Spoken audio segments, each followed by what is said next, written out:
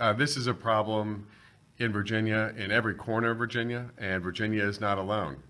States all up and down the East Coast, states in the Midwest have been struggling with the heroin and prescription opioid crisis. And it is a problem that is, over the last few years, has been getting worse and is still getting worse. A couple of years ago, 728 Virginians have died from heroin and prescription drug overdoses. That's more than died in automobile accidents.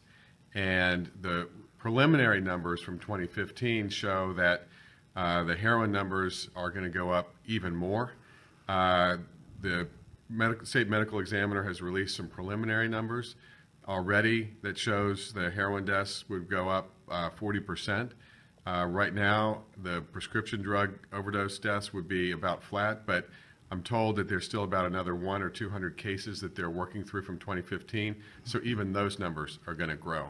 So that just shows the breadth and scope of this problem and how all of us in every corner of the state, including right here in Fredericksburg, really need to have a community-wide effort to address it, particularly in prevention and education, as well as expanding treatment and recovery options. Those numbers in there, I mean, that's scary. It is scary, and it is a real tragedy. And when you think behind those numbers, every single one, sometimes it's easy to get lost in the numbers, but every one of those is a person who has died, and their family is struggling with the loss of a loved one. It's important for folks to understand how this can happen. Very often there is a connection between prescription opioids, prescription painkillers, and heroin.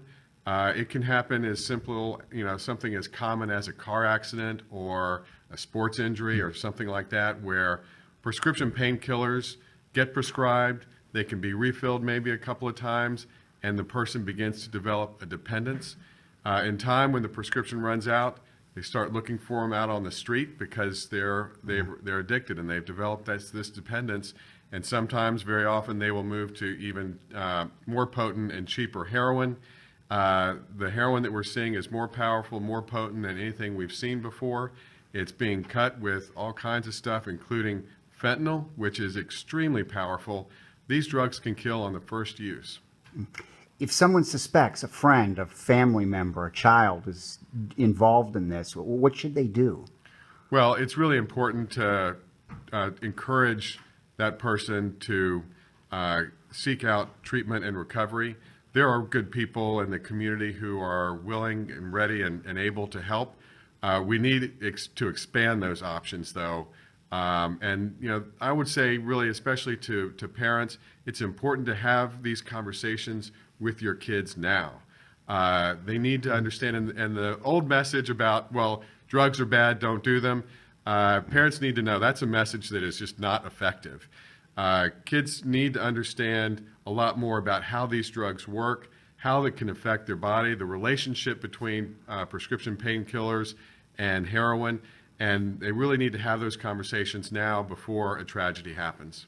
Well, thank you for what you're doing because I know you go up around the state and here tonight because of this issue. Well, thanks. I first learned about this, in 2013. I began to hear a little bit about it. I went on a public safety tour shortly after being sworn into office in early 2013 in January and February. We covered 22 different regional meetings and over 2,500 miles. 60 different agencies were represented.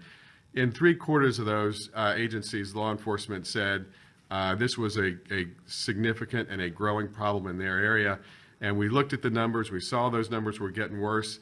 And I think those law enforcement officers at the time and me at the time kind of felt like maybe we were a voice in the wilderness.